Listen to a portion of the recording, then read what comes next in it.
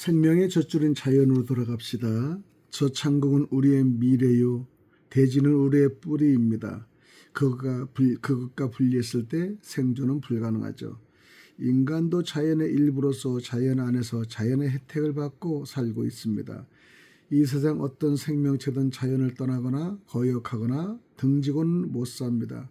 그때는 죽음의 길이 있을 뿐이죠. 그런데 유독 인간만이 자기 생명의 어머니 젖줄인 자연을 너무나도 잘 모르고 있습니다. 모르면 가만히 있으면 되는데 모른다는 사실마저도 모르고 오히려 잘 안다고 교만하면서 제멋대로 판단과 정의를 내리고는 그 오류에 가득 찬 하찮은 지식을 시도로 마음대로 자연을 요리할 수 있으리라고 자만하죠. 그리고 거기에 머물지 않고 자연을 정복하려는 만용을 부리며 날뛰고 있습니다. 인간은 그 지식으로 엄청난 문화를 건설했습니다. 과연 자연을 정복하고는 마음대로 자연을 요리하고 있는 것 같이 보입니다. 그러나 과연 인간이 자연을 알고 있는 것일까? 알고 있다면 그렇게도 무모하고도 방자한 짓은 하지 않았을 것이죠. 그러나 슬프게도 인간은 자연을 알지 못할 뿐 아니라 자연 그 자체를 보지도 못하고 있습니다. 공기, 흙, 햇볕 속에 있는 위대한 생명을 전혀 모르고 있다는 것이죠. 바로 그러한 대자연의 이대하고도 무진장한 생명의 셈에서 흘러나오는 에너지도 스스로의 생명을 유지하고 있으면서도 자연을 얕잡아 보고는 마구잡이로 자연을 훼손하고 있습니다.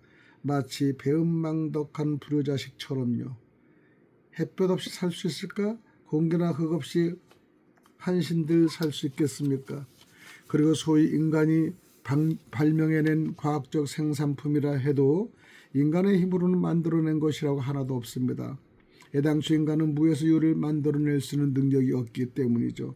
다만 자연 속에 숨겨져 있는 것들을 이용하여 인간들이 자신에게 편리하도록 조립한 것에 불과합니다.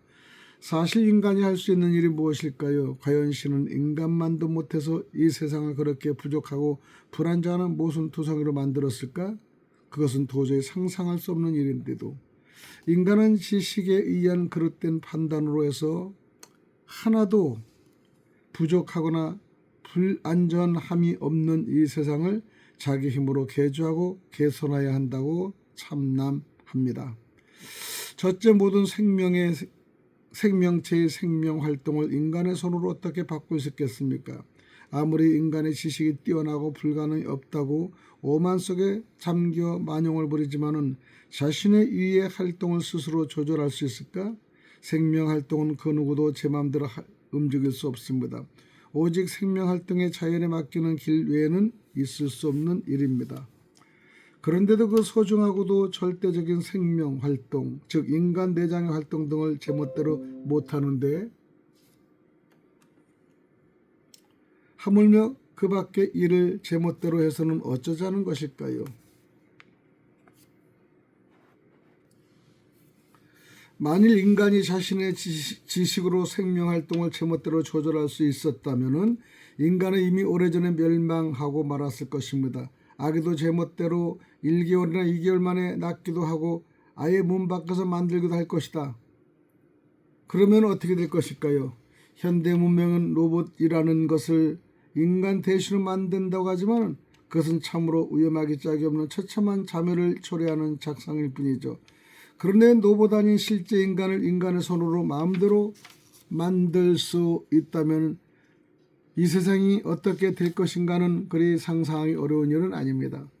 인간 복제는 세상을 가공할 생족으로 만드는 일이 될 것입니다. 그것이 저 묵시록의 아마겟돈의 전쟁이 될지도 모르죠.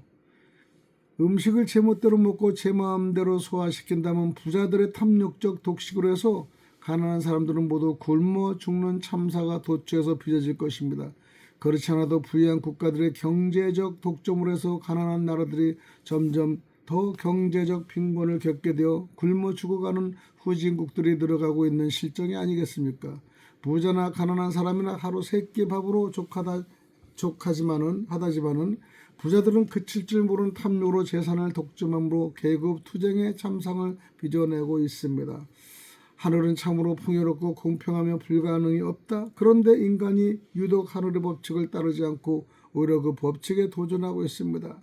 그러나 생명활동은 어쩌지 못하게 인간의 무모한 오만이 창출한 문명은 스스로 멸망을 자처하여 오늘에 이르릅니다.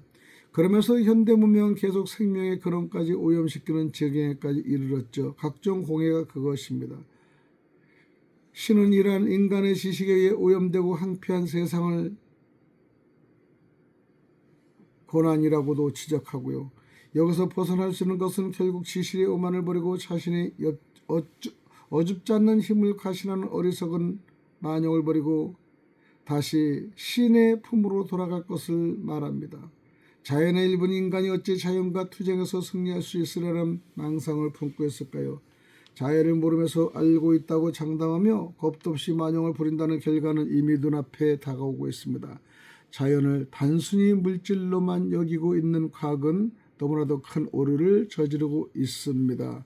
자연은 곧 생명임을 생각하고 빨리 자연의 품으로 되돌아가야 합니다. 병이라는 것도 신체의 이상 생태가 생겨 다시 원상으로 돌아가는 자연의 법칙일 뿐입니다. 돈은 되돌아가기 위해 움직인다. 만물은 무성하게 자라지만 결국은 뿌리로 돌아간다. 우주 삼라만상은 모두가 자연, 신에서부터 나와 자연으로 되돌아갑니다. 세상에 존재하는 모든 것은 예 없이 자연의 지배를 받고 자연의 운행에 따라 생멸합니다. 이것은 위대한 신비입니다. 모든 피조물은 오직 자연의 품 안에서 움직이고 자연의 법칙에 따라 생존합니다. 그리고 마침내 자연의 품으로 돌아가게 되어 있습니다. 그러므로 이 세상에 존재하는 만물은 자연으로 다시 되돌아가는 과정에 있다고 해도 틀린 말이 아니죠. 대저 우리가 보는 이 세상은 사라져 가고 있기 때문이다. 고린도전서 7장 31절 말씀입니다. 오늘 여기까지 자연에 대해서 말씀을 드렸습니다. 생명의 젖줄인 자연으로 샬롬.